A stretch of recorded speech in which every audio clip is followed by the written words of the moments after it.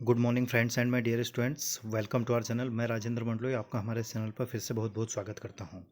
जैसा कि आप सभी जानते हैं कि हमारा ये जो चैनल है ये स्पेशली इंग्लिश के लिए है। तो हमारे चैनल के माध्यम से चाहे वो संविदा शिक्षक वर्ग 3 हो, MPSI SSC हो, ठीक है, या फिर कक्षा 9वीं से लगाकर 12वीं तक की इंग्लिश की बात हो, तो सभी हमारे चैनल के माध्यम से हम कवर करने का प्रयास कर रहे हैं। तो आज मैंने ये मूड बनाया है कि हम एक टेस्ट ले लेते हैं आपका, और इससे भी पता लग जाएगा कि आपकी तैयारी कैसी है और ग्रामेटिकल पोर्शन में इंग्लिश का नॉलेज आपको कितना है, ताकि आप कोई सी भी कॉम्पिटिटिव एग्ज़ाम या फिर क्लास 9th से 12th तक आपका एकेडमिक ईयर में किस प्रकार से परफॉर्मेंस रह सकता है वो अपने आप को आप चेक कर सकें, और किस प्रकार से हमें तैयारी करना है वह भी हम देख सकें। ठीक है दोस्तों, तो आपको क्या करना है कि ये मैं आपके लिए 10 क्वेश्चंस लेकर आया हूँ। टेस्ट फर्स्ट ले रहा हूँ आपका, जिसमें 10 नंबर का आपका टेस्ट ले रहा हूँ। इस 10 नंबर के टेस्ट में सारे क्वेश्चंस आपके सामने रहेंगे। इन सारे क्वेश्चंस के ऑप्शन भी हैं और प्रश्न भी मैं आपको अभी समझाऊंगा, है ना। तो आपको क्या करना है कि इस वीडियो को पॉज करना है और अपने हिसाब से पेन और कॉपी लेके इन 10 क्वेश्चंस के आंसर अपने हिसाब से देना है, और फिर मैं आपको अभी एक्सप्लेन करके बताऊंगा। तो आपको अपने आंसर्स चेक करना है और कमेंट्स करके मुझे बताना है कि आपको कितने नंबर आ रहे हैं।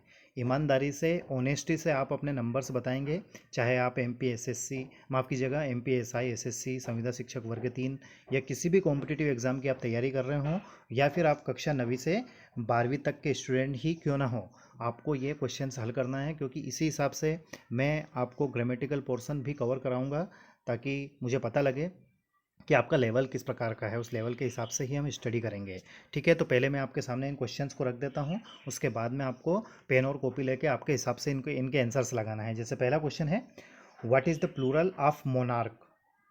MONARCH, मोनार्क का प्लूरल फॉर्म क्या है? 4 ऑप्शन दिए गए हैं, ABCD। तो आपको अपने हिसाब से आंसर लगाना है। क्वेश्चन नंबर 2 है, प्लीज़ कीप, और आगे रिक्त स्थान दिया गया है, तो इसमें भी 4 ऑप्शन दिए गए हैं, A, B, C और D। तो इनमें से कौन सा आंसर आपके हिसाब से सही रहेगा वो आपको लगाना है। क्वेश्चन नंबर 3 है, इफ़ आई, रिक्त स्थान है, a kite I would fly. Option A was, B an, माफ़ कीजिएगा M, वर और नन ऑफ दीज। तो ये 4 ऑप्शन है, इनमें से आपको आंसर्स लगाना है। अगला है चौथा है, रिक्त स्थान है, you please tell me the way to the temple. 4 option दिए गए हैं, तो इनमें से जो भी सही आपको लगे वो आपको लगाना है। क्वेश्चन नंबर 5 है, देखिए, run away with someone in order to marry. इस क्वेश्चन का आपको वन वर्ड सब्स्टिट्यूशन करना है। ठीक है, वन वर्ड सब्स्टिट्यूशन क्या है, मतलब ये अनेक शब्दों के लिए एक शब्द आपको करना है कि इस पूरे सेंटेंस के लिए एक शब्द क्या आएगा। ठीक है, नेक्स्ट है, अगला छठा क्वेश्चन भी यही है, वन वर्ड सब्स्टिट्यूशन वाला। The person who can not be defeated by someone. ठीक है, इसका आपको लगाना है। क्वेश्चन नंबर 7 है, what is the opposite of nephew? Nephew का अपोजिट मतलब इसका विलोम क्या होगा?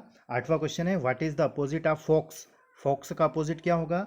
और 9वां है, what is the opposite of monk? Monk का अपोजिट क्या होगा? और क्वेश्चन नंबर 10 है, आई एम यूज्ड टू, रिक्त स्थान हॉकी। फिर 4 ऑप्शन है, प्ले, प्लेइंग, प्लेड और नन ऑफ दीज।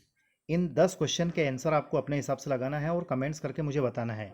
अब मिलाओगे कैसे आप, मैं अभी आपको इनके एक्सप्लेनेशन और आंसर भी मैं आपको बताऊंगा कि कौन सा आंसर आ रहा है और क्यों आ रहा है। तो अभी आप इस वीडियो को पॉज करें और अपने आंसर खुद लगाएं, उसके बाद में आपको आंसर्स मिलाना है। ठीक है, चलिए, उम्मीद करता हूं कि आपने अपने आंसर्स लगा लिए होंगे वीडियो को पॉज करके। और ईमानदारी ही हमारे इस वीडियो का सबसे अच्छा वो है, क्योंकि आप ईमानदारी रखेंगे और ईमानदारी से अपने नंबर बताएंगे, तो उसी हिसाब से हम हमारे चैनल के माध्यम से आपकी तैयारी करवाएंगे, है ना। तो चलिए, पहला क्वेश्चन था, what is the plural of monarch? सबसे पहले हमें यह समझना है कि प्लूरल क्या होता है। प्लूरल का अर्थ होता है बहुवचन। क्या होता है? बहुवचन। फिर हमें यह समझना है कि मोनार्क का अर्थ क्या होता है। तो मोनार्क का जो अर्थ होता है वो राजा होता है, राजा या फिर बादशाह या शासक। तो देखिए, सबसे पहले हमें रूल याद होना चाहिए कि किसी वर्ड को सिंगुलर से प्लूरल हम कैसे करते हैं। तो इसकी जब हम स्पेलिंग देखें, कहने का तात्पर्य यह है कि किसी वर्ड को जब हम प्लूरल करते हैं तो उसका रूल ये होता है, आपने पढ़ा होगा, जैसे लिखा हुआ है क्लास, CLASS, तो इसको क्लास मतलब एक कक्षा, इसको बहुवचन बनाने के लिए हम इसमें ES लगा देते हैं। ठीक है, फिर जैसे लिखा हुआ है,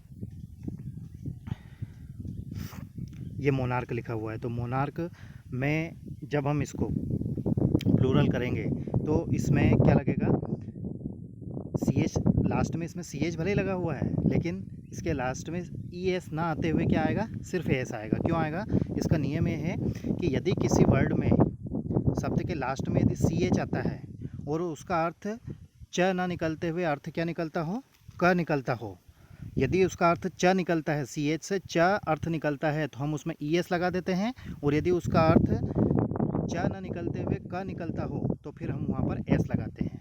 तो इस हिसाब से इसका ऑप्शन नंबर बी सही रहेगा। ये सिंगुलर टू प्लूरल बनाने का नियम है, हम आपको बहुत अच्छे से डिटेल में पढ़ाएंगे। फिलहाल आपके जो आंसर्स आपने लगाए हैं उन आंसर्स को आप मिलाइए। दूसरा है प्लीज़ कीप, रिक्त स्थान है, तो ये सेंटेंस आपने बहुत बार सुना होगा कि प्लीज़ कीप क्वाइट, मतलब शांत रहिए। लेकिन हमारे सामने बहुत सारे वर्ड आए हैं, जैसे क्यू यू आई टी आया है, क्यू यू आई टी और क्यू यू आई ई टी और नन ऑफ दीज। तो आपने जो भी आंसर्स लगाया है अभी आपको मिलाना है। मैं अभी आपको पहले एक्सप्लेन करूंगा कि इनके सबके अर्थ क्या हैं और अपने हिसाब से आपने जो लगाया है वो आप सही चुनें। देखिए पहला है क्यू यू आई टी, तो इसका अर्थ होता है इनफ। क्या होता है, इनफ, इनफ या पर्याप्त या पूर्ण, ठीक है, इसका अर्थ क्या होता है, पूर्ण। तो प्लीज़, क्वाइट, ये तो नहीं होगा। अगला है Q U I T, quit, इसको क्या पढ़ते हैं, Q U I T quit. Quit का अर्थ होता है छोड़ना। क्या अर्थ होता है, छोड़ना या फिर त्यागना, ठीक है। आपने केबीसी देखा होगा, अमिताभ बच्चन वाला केबीसी देखा है, कौन बनेगा करोड़पति। उसमें अमिताभ बच्चन बार बार ये वाक्य पूछते हैं कि क्या आप गेम को आगे जारी रखना चाहते हैं या गेम को क्विट करना चाहते हैं, मतलब यहीं पर छोड़ना चाहते हैं। तो ऑप्शन नंबर बी जो है इसका अर्थ रहेगा छोड़ना। तो प्लीज़ कीप क्विट, ये भी गलत है। फिर अगला है क्यू यू आई ई टी, इसका अर्थ होता है शांत या फिर चुप। तो ऑप्शन नंबर सी आपका यहाँ पर सही रहेगा। नेक्स्ट है question number third, if I रिक्त स्थान ए काइट आई वुड फ्लाई। तो देखिए यहाँ पर इसका अर्थ ये निकल रहा है कि यदि मैं एक पतंग होता तो मैं उड़ता, ठीक है। मैं कह रहा हूँ कि यदि मैं एक पतंग होता तो मैं उड़ता। अब देखा जाए तो मैं पतंग नहीं हूँ, मैं तो इंसान हूँ। तो ये जो सेंटेंस है, ये सेंटेंस कैसा है, इमेजिनेशन वाला सेंटेंस है, कल्पना वाला सेंटेंस है, ठीक है। तो जब इस प्रकार का सेंटेंस हो जिसमें हम कोई कल्पना कर रहे हैं, है ना, जो इम्पॉसिबल कंडीशन बता रहा हो, जैसे यदि मैं पतंग होता, तो मैं सिर्फ कल्पना कर सकता हूँ कि यदि मैं पतंग होता तो मैं आकाश में उड़ता, लेकिन ये संभव नहीं है क्योंकि एक इंसान पतंग कैसे हो सकता है। तो जब इस प्रकार का सेंटेंस हो जिसमें कल्पना मात्र हो, यदि मैं ऐसा होता तो मैं ऐसा करता, तो उस प्रकार के सेंटेंस में वर का प्रयोग होता है। जनरली क्या होता है कि आई के साथ में हम या तो एम या फिर वाज का प्रयोग करते हैं, ठीक है, लेकिन इन दोनों का यहाँ पर प्रयोग नहीं होगा, यहाँ पर वर का प्रयोग होगा। ऑप्शन नंबर सी आपका सही रहेगा। क्यों, क्योंकि ये जो सेंटेंस है ये इम्पॉसिबल कंडीशन वाला सेंटेंस है, इमेजिनेशन वाला सेंटेंस है, ठीक है। क्वेश्चन नंबर 4 है, you please tell me the way to the temple. चार ऑप्शन दिए गए हैं, जैसे कैन, मे, डू और कुड, ये सभी मॉडल वर्ब हैं। ये सिर्फ एक हेल्पिंग वर्ब है यहाँ पर डू, बाकी ये मॉडल वर्ब है। तो देखिए इसका अर्थ, इस सेंटेंस का अर्थ हम यदि समझें तो अर्थ ये होगा कि क्या तुम मुझे टेम्पल का रास्ता बता सकते हो। तो हम किसी भी व्यक्ति से यदि कहीं पर जाने का रास्ता पूछते हैं तो हम उससे रिक्वेस्ट करते हैं। क्या करते हैं, रिक्वेस्ट, और वो भी कैसी, पोलाइट रिक्वेस्ट करते हैं, ठीक है। पोलाइट रिक्वेस्ट का अर्थ ये है कि विनम्र निवेदन। तो विनम्र निवेदन जो किया जाता है उस समय हम कुड का प्रयोग करते हैं। तो ऑप्शन नंबर डी आपका सही रहेगा। अगला है question number 5, run away with someone in order to marry. मैंने आपको बोला था कि इस पूरे वाक्य के लिए सिर्फ एक शब्द में उत्तर आपको देना है। तो इसका अर्थ ये है कि किसी के साथ भाग जाना शादी करने के लिए, ये शादी करने के लिए किसी के साथ भाग जाना, इसको हम अंग्रेजी में एक शब्द में क्या कहेंगे, तो इसको कहेंगे हम इलोप, ELOPE, ठीक है। इलोप मतलब भागकर शादी करना।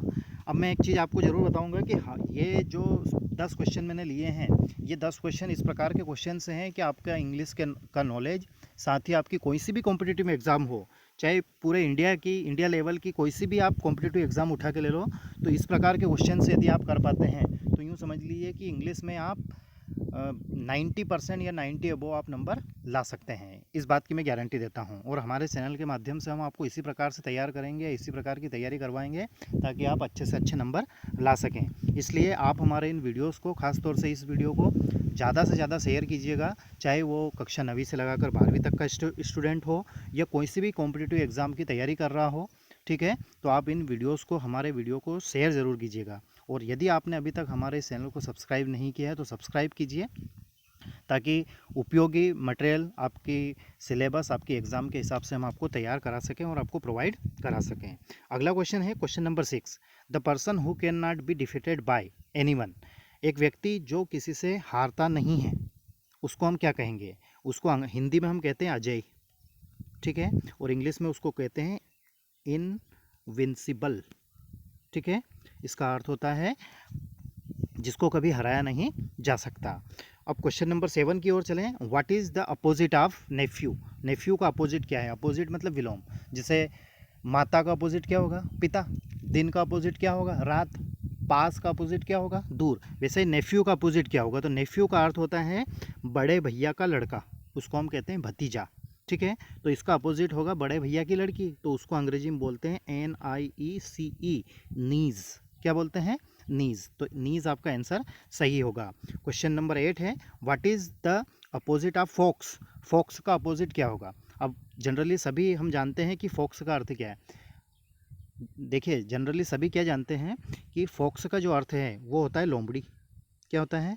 लोमड़ी। लेकिन ये हमारा ये जो इसको लोमड़ी समझते हैं, ये गलत है। फॉक्स का जो अर्थ होता है ये होता है मेल फॉक्स। क्या होता है? Male fox. मेल और फीमेल आप समझते हैं, ये पुल्लिंग और स्त्रीलिंग, तो इसका अपोजिट हमें स्त्रीलिंग करना है, मतलब फॉक्स का फीमेल क्या होगा, ठीक है।